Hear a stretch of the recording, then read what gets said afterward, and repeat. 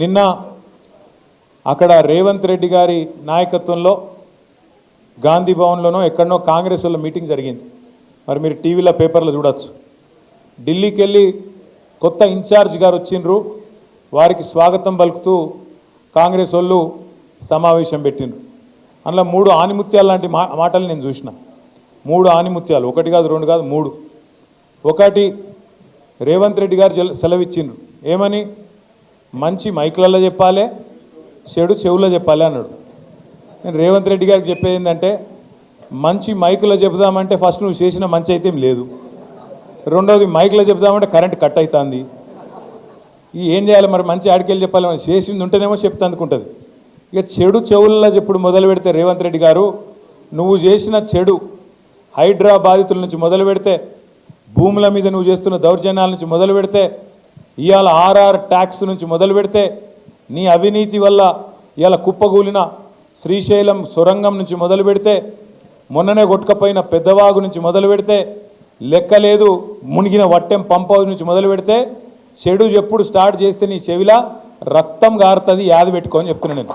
ఎందుకంటే చెడు చెవులో చెప్పాలి, మంచి మైకులో చెప్పాలి అని చెప్పి రేవంత్ రెడ్డి గారు చాలా తెలివిగా చెప్పిన అనుకొని ఆయనదైన డైలాగులు కొడుతున్నాడు. ఇంకా విచిత్రం అనిపించింది నాకు. ఆమె పాపం ఢిల్లీ నుంచి ఒక పెద్ద మనిషి వచ్చింది, ఇన్ఛార్జ్ మీనాక్షి గారు. ఆమె చెప్తున్నారు, మీనాక్షి గారు ఆమె ఎయిర్పోర్ట్లో దిగంగానే కాంగ్రెస్ వాళ్ళట కొంతమంది ఆయనతో ఆమె బ్యాగులు మోసేందుకు గురికొచ్చిరట. ఏది? రైల్వే స్టేషన్లో దిగంగానే బ్యాగులు మోసేందుకు గురికొచ్చిరట.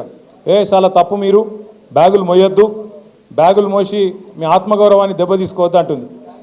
అమ్మ మీనాక్షి గారు, మీకు ఏం చెప్పాలి మేము? నీ పక్కన కూర్చున్నాడు బ్యాగులు మోసే గాడికి వచ్చిండు. నీ పక్కన కూర్చున్నాడు బ్యాగులు మోసి అప్పుడు చంద్రబాబు బ్యాగులు మోసిండు, ఇప్పుడు ఢిల్లీకి బ్యాగులు మోస్తున్నాడు. ఇక ఆయన నన్ను పక్కన కూర్చోబెట్టుకొని బ్యాగులు మోయొద్దు, ఆత్మగౌరవం దెబ్బతింటుందంటే ఏం చెప్పాలి ఆ మేడంకి? కాబట్టి మీనాక్షి గారు, వాస్తవాలు తెలుసుకోండి, వాస్తవ ప్రపంచంలోకి రండి అని కోరుతా ఉన్నాం. ఇక నిన్న వాళ్ళ మీటింగ్లో చెప్పరాదు ఇక మాటలు, ఆ కథలు. ఆయన చేసిన మంచి అట చెప్పుకుంటే ఒడిసిపోదట. రేవంత్ రెడ్డి గారు చేసిన మంచి ఏం చెప్పాలి ఆయనకు? ఈ 15 నెలల కాలంలో మీరందరూ వాట్సాప్లు చూస్తున్నారు, యూట్యూబ్లు చూస్తున్నారు. ఇప్పుడు ఇక్కడికి వచ్చిన ఆడబిడ్డలు ఒక 200 మంది ఉన్నారు. ఏ ఒక్కల దగ్గర నీకు గొట్టం తీసుకుపోయి వాళ్ళ ముఖం కూడా పెట్టుర్రు. ఇప్పుడు వాళ్ళు ఎట్లా మాట్లాడుతుర్రు అంటే, నేను అమ్మతోడు చెప్తున్న, తెలుగు భాషలో గిన్ని తిట్లుంటాయని నాకు తెలియదు. చూస్తుండ్రో అమ్మ ఏమేమి మాట్లాడుతుండ్రో రేవంత్ రెడ్డి గురించి. అరే ఏం తిట్లు అవి, ఏం తిట్లు! మనిషి అంటోడు ఇంకోడు రోషం ఉన్నోడైతే ఈ పాటికి ఇక్కడ పాడుబడ్డ బాయి చూసుకొని దుంకి వస్తుండే. కానీ రేవంత్ రెడ్డి కాబట్టి బ్రహ్మాండంగా బతికేస్తున్నాడు. ఇంకా మంచి చేసిన డైలాగులు కొడుతుండు. నేనేమంటున్నా అంటే, అధికారం